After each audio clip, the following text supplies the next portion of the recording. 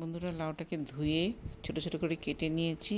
কেটে নিয়ে এখন লাউ চিংড়ি বানাবো। আজকে সিদ্ধ বসিয়েছিলাম, অল্প সময় যখন সিদ্ধ হয়ে গেছে তার মধ্যে দিয়ে দিচ্ছি একটু হলুদ দিলাম, একটু লবণ দিলাম, ভালো করে নাড়াচাড়া করে এবার আবার ঢেকে রেখে দেব। এখানে লাউটা সিদ্ধ হয়ে গেছে। সিদ্ধ হয়ে এবার লাউটাকে নামিয়ে নেব। বন্ধুরা, আশা করি সবাই ভালো আছেন, সুস্থ আছেন। আজকে আমি নিয়েছি চিংড়ি মাছ। চিংড়ি মাছের মধ্যে লবণ আর হলুদ দিয়ে একটু মেখে রেখে দেবো। লাল লাল হয়ে ভাজা হয়ে যাবে। এবার চিংড়ি মাছগুলো তুলে নেব। দিয়ে দিলাম দুটো শুকনো লঙ্কা,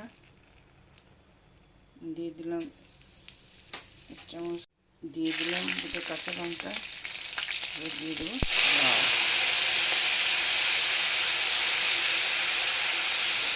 এবার এক চামচ জিরা গুঁড়া দিয়ে দিলাম।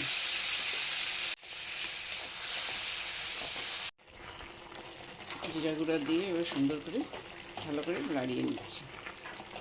এবার ভাজা চিংড়ি মাছটি দিয়ে দিলাম, দিয়ে এবার সুন্দর করে নাড়বো, এবার ঢেকে রেখে দেবো। এখন মোটামুটি হয়ে এসছে, জলটা একটু টেনে এসছে। এখন অ্যাড করে দেবো ধনিয়া পাতা। ধনিয়া পাতা অ্যাড করে ভালো করে নেড়ে ঢেকে গ্যাসটা অফ করে দেবো।